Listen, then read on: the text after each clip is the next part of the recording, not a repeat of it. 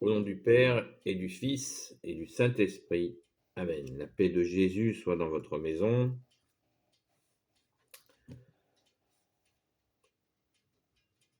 Eh bien, nous sommes encore avec Saint Luc, chapitre 17, verset 20 à 25, nous dit la parole du jour, ou qui sera dite dans toutes les saintes messes de semaine, enfin ce jour, dans toutes les saintes messes d'aujourd'hui, tout autour de la terre. Merci Jésus, par ta grâce. Alléluia. Les trois croix, qui veulent dire que ta parole, Jésus, bien-aimé, rentre dans mon esprit, que ma bouche proclame ta parole et que mon cœur l'accueille. Alléluia. Comment vient le royaume? Les pharisiens le questionnaient: quand viendra le règne de Dieu? Il leur répondit: la venue du royaume de Dieu ne fait pas l'objet d'un constat. On ne va pas dire: il est ici, il est là, et voyez, le royaume de Dieu est au milieu de vous. Jésus dit aux disciples: des jours viendront où vous voudrez voir une manifestation du Fils de l'homme, et vous n'en verrez pas. On vous dira: il est ici, il est là. N'y allez pas, n'y courez pas. Tout comme la déchirure de l'éclair projette sa lumière d'un bout du ciel à l'autre, ainsi en sera-t-il du Fils de l'homme quand viendra son jour. Mais il faut d'abord qu'il souffre beaucoup et qu'il soit rejeté par cette génération. Merci Jésus pour ta parole. Alléluia. Eh bien, à la lecture, on se rappelle que tu nous as dit, Jésus, que le paradis ne viendra pas d'un coup d'un seul. Et là, le royaume, Jésus bien-aimé, tu nous parles du royaume de Dieu. Eh bien, c'est cette venue, je crois là que Jésus, tu nous parles de la venue, de ta venue, de ton second avènement. Et nous le savons, Jésus, tu nous as dit que tu ne connaissais ni le jour ni l'heure de ton second avènement. C'est le Père qui l'a fixé et nul ne le sait, si ce n'est le Père. Eh bien, moi je retiens de cette parole, je pense qu'il faut tout retenir, mais ce qui me paraît le plus manifeste, c'est au verset 22, Jésus dit aux disciples. Disciple veut dire celui qui apprend. Jésus dit aux disciples: des jours viendront où vous voudrez voir une manifestation du Fils de l'homme, et vous n'en verrez pas. On vous dira: il est ici, il est là, n'y allez pas, n'y courez pas. Donc, ce verset 22 à 24, une fois encore, rappelez-vous, cette parabole, je vous mettrai la vidéo que j'ai faite sur le sujet. Il se trouve que, curieusement, c'est la vidéo sur les plus de 1200 vidéos. Merci Jésus, par ta grâce. Eh bien, c'est la vidéo qui est la plus vue, la plus écoutée, regardée, sur ce sujet. Quand tu nous dis, bien-aimé Jésus, si on vous dit que le Christ est dans une grotte, n'y allez pas. Si on vous dit que le Christ est dans une chambre, n'y allez pas. Si on vous dit qu'il est au désert, n'y allez pas. Donc, Jésus nous rappelle en verset 23, on vous dira, il est ici, il est là, n'y allez pas, n'y courez pas. Et un autre indice, si on revient au verset 21, on ne va pas dire, il est ici, il est là, et voyez, le royaume de Dieu est au milieu de vous. C'est-à-dire que il y a une interrogation. Donc, nous comprenons que Jésus, comme tu nous l'as dit aussi, si vous faites la volonté, si vous mettez en pratique mes paroles, eh bien mon Père et moi ferons notre demeure en vous. Hein. Ou alors cette parole dont je n'arrive pas à retrouver l'origine, mais qui est très forte, où Jésus, tu nous dis, quand cesserez-vous de me chercher à l'extérieur de vous? Hein. Et on peut aussi se rappeler que nous sommes, vous êtes le temple du Saint-Esprit. Eh bien, il nous faut travailler sur nous-mêmes pour t'accueillir, Jésus, pour accueillir ton Père, et bien sûr, autant que possible, mettre en pratique ta parole. Mais n'oublions pas, gardons dans un grand coin de notre cœur cette venue finale du second avènement, au verset 24. Tout comme la déchirure de l'éclair projette sa lumière d'un bout du ciel à l'autre, ainsi en sera-t-il du Fils de l'homme quand viendra son jour. Je répète, tout comme la déchirure de l'éclair projette sa lumière d'un bout du ciel à l'autre, ainsi en sera-t-il du Fils de l'homme quand viendra son jour. Eh bien, c'est le second avènement dont on ne connaît ni le jour ni l'heure et dont seul le Père a le jour et l'heure. Ce qui nous oblige à travailler sans cesse à cet avènement du royaume des cieux sur la terre, à ce paradis sur la terre.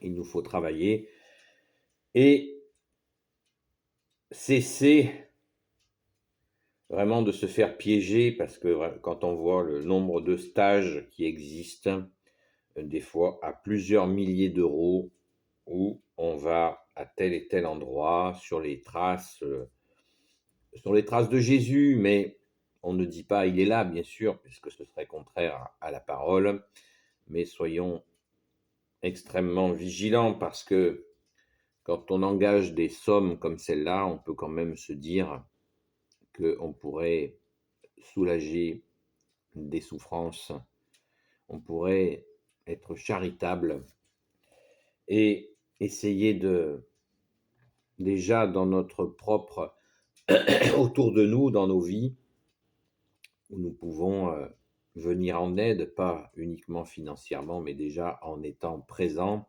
et présent avec toi, Jésus, pour témoigner de toi et mettre en pratique la feuille de route inlassablement, puisque la venue finale de Jésus est pour le grand tri des boucs et des brebis. Et c'est à ce moment-là où Jésus nous parlera encore, et la feuille de route servira de tri. Hein. Donnez à boire à ceux qui ont soif, nourrissez les affamés, vêtissez ceux qui sont nus, libérez les captifs, visitez les malades, visitez les prisonniers, accueillir l'étranger. Voilà la feuille de route, vous la connaissez, je vous la rabâche, et j'ai pas fini, parce que c'est la grille, la grille d'évaluation de notre conduite. C'est pas moi qui le dis, c'est Jésus lui-même dans cette fameuse parabole sur le tri des brebis et des boucs. Donc, encore une fois et encore une fois, les pharisiens, d'ailleurs le début de cette lecture, au verset 20, nous dit, les pharisiens le questionnaient, quand viendra le règne de Dieu? Et c'est vraiment ce mystère, c'est un mystère, mais en même temps, il n'est pas mystère que nous devons nous retrousser les manches avec cette fameuse feuille de route. Ça n'est pas en faire mystère. Jésus n'en fait pas mystère, il nous donne il nous donne les critères. Celui qui écoute ma parole et qui ne la met pas en pratique, eh bien, ça ne sert à rien. Ça ne sert à rien, il nous faut la mettre en pratique. Et comme le Père l'a dit dans l'Ancien Testament et Jésus dans le Nouveau, sachant que Jésus était déjà, à l'époque de l'Ancien Testament, Jésus était déjà avec son Père. Vous le savez, le Credo nous le rappelle bien. Il est né avant tous les siècles. Il est Dieu né de Dieu, lumière né de la lumière, vrai Dieu né du vrai Dieu, engendré, non pas créé. Déjà, donc, dans l'Ancien Testament, le Père manifeste qu'il est horrifié des offrandes de sacrifices d'animaux, d'encens, de ci, de mi. Et il dit, ce que je souhaite, c'est la miséricorde. Eh bien, de la même manière, Jésus nous exhorte dans tout le Nouveau Testament, dans tout l'Évangile qui est en quatre formes, Saint Matthieu, Saint Marc, Saint Luc, Saint Jean, et c'est un évangile multiforme, c'est les pères de l'Église qui le disent, c'est pas moi, et il nous dit sans cesse de mettre que la charité, bien sûr dans la vérité, la charité doit être prépondérante, en vérité bien entendu. Béni soit le Père, le Fils et le Saint-Esprit. Amen. Ô Jésus, toi qui peux tout et qui portes tout, toi le Sauveur, toi l'Emmanuel, je te confie toutes celles et ceux qui regarderont cette vidéo, ainsi que leurs proches, selon ta sainte volonté, ô Jésus. Sainte Marie, Reine des cieux, toi l'Immaculée Conception, toi qui écrases le serpent, toi qui as la lune sous tes pas. Saint Joseph, toi le juste et le saint, toi le sage, toi la terreur des démons, toi le saint gardien de la Sainte Église catholique et apostolique. Sainte Marie-Madeleine, notre chère sainte patronne. Et vous, tous les saints et saintes amis de Jésus, Saint Michel Archange, qui est comme Dieu, Saint Gabriel Archange, Saint Raphaël Archange, et tes anges guérisseurs, et vous, tous les anges qui servez Jésus, je vous confie toutes celles et ceux qui regarderont cette vidéo, ainsi que leurs proches, selon ta sainte volonté, ô Jésus. Quand je fais référence, c'est pas moi, hein, c'est Jésus, bien-aimé, c'est toi qui fais référence à cette nécessité de mettre en œuvre cette feuille de route, cette fameuse charité, de préférer quand tu nous dis que tu préfères la miséricorde au sacrifice, eh bien, prenons l'exemple de libérer les captifs. Quand nous aidons quelqu'un qui est dans une addiction, que ce soit la télévision, je ne sais pas moi, la cigarette, l'alcool, il y a tant d'addictions, la télévision est une addiction, et qui rend captif. Voilà, quand on perd sa vie, faites le compte des heures perdues devant la télévision, vous comprenez ce que ça veut dire la captivité. Voilà. Donc quand nous aidons quelqu'un à se libérer par Jésus, bien sûr, c'est pas nous le sauveur, le libérateur, c'est Jésus. Ce n'est pas nous, mais nous portons ta parole au Jésus et nous essayons bien sûr de la mettre en pratique et d'aider nos frères et sœurs qui veulent sortir de cette captivité. Il y a des captivités dans des relations extrêmement néfastes. La liste est longue. Mais bon, prenons l'exemple, quelqu'un qui fait un jeûne pendant 3 jours et qui ne voit pas qu'il y a quelqu'un à côté de chez lui, qui a faim. Voilà. Et oui, de ne pas voir, parce qu'une personne qui a faim, c'est très rare quand elle le crie, hein, dans notre monde. Il faut le détecter. Hein. Moi, j'en suis pas très fier, mais il y a quelqu'un que je voyais assez régulièrement et qui avait faim. Et je l'ai compris un peu trop tard. Et pardon Jésus. Et donc, voilà, ne l'oublions pas. Quand Jésus nous dit donner à boire à ceux qui ont soif, eh bien, est-ce qu'il s'agit uniquement de la soif physique, ou s'agit-il d'une autre soif, la soif de toi, Jésus, qui est souvent dissimulé en chacun de nous et qui s'exprime de différentes manières. La faim, est-ce que c'est uniquement la faim alimentaire? Je pense qu'il ne faut surtout pas négliger la faim organique, alimentaire, et la soif, bien sûr, en aucun cas le négliger, mais il ne faut pas oublier qu'il y a la faim de l'âme. Et quand nous écoutons et essayons de mettre en pratique ta parole, Jésus, nous nourrissons notre âme. Ta parole, Jésus, est notre première nourriture. Et la souffrance de l'âme qui ne connaît pas la parole de Jésus, la parole de Dieu, est effroyable. Il paraît même qu'elle est supérieure à celle de la faim physique, la faim alimentaire, je veux dire. Et on peut continuer comme ça. Vêtissez ceux qui sont nus. Bien sûr qu'il ne faut pas négliger. Si nous avons l'occasion de vêtir quelqu'un qui se gèle, qui a froid, eh bien, avec des bons vêtements physiques, des chauds vêtements physiques, eh bien, alléluia, rendons grâce, faisons-le. Mais vêtissez ceux qui sont nus. Est-ce que l'on n'est pas tout nu dans ce monde qui est très influencé par Satan? Est-ce que nous ne voyons pas tant de gens qui sont tout nus, qui n'ont pas de défense, qui n'ont pas d'anticorps face aux démons, et qui se font manger soit par des tas de choses, l'envie par exemple, l'envie de ci, de ça, la pornographie, j'en passe, et des moins bonnes.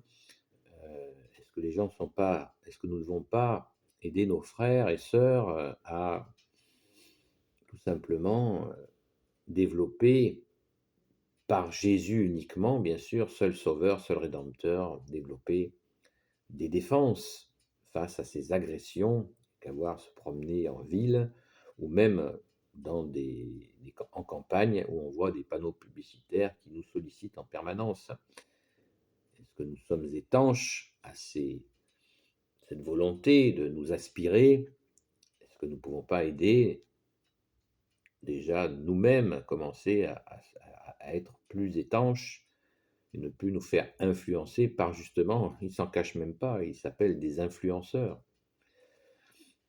Et oui, on continue, visiter les malades. Bon, c'est assez explicite, mais il n'y a pas que les malades qui sont dans leur lit, hein, nous le savons. De la même manière, les prisonniers, quand Jésus, tu nous dis libérer les captifs, voilà, les prisonniers, il n'y a pas que ceux qui sont dans des prisons physiques. Il y a des prisons, il y a des prisons sentimentales, il y a des prisons émotives, il y a des prisonniers de sa colère. Voilà, la liste est incroyablement longue. L'étranger, accueillir l'étranger, il ne s'agit pas forcément de l'étranger qui a fait 2000 kilomètres. Nous avons des fois des voisins qui nous sont totalement étrangers et avec qui des fois nous ne disons même pas bonjour. Eh bien, sortir de cela, hein, des fois il y a un étranger qui a fait tout simplement à peine une centaine de kilomètres de chez nous et qui ne connaît pas sa route, et nous pouvons l'aider. L'étranger, c'est celui qu'on ne connaît pas, voilà, comme le bon samaritain qui ne connaissait pas cette personne qui était en train de mourir dans le fossé et il l'a accueilli. Voilà, donc je vous souhaite une bonne méditation, mais méditation action, bien entendu. La paix de Jésus soit dans votre maison, à très vite.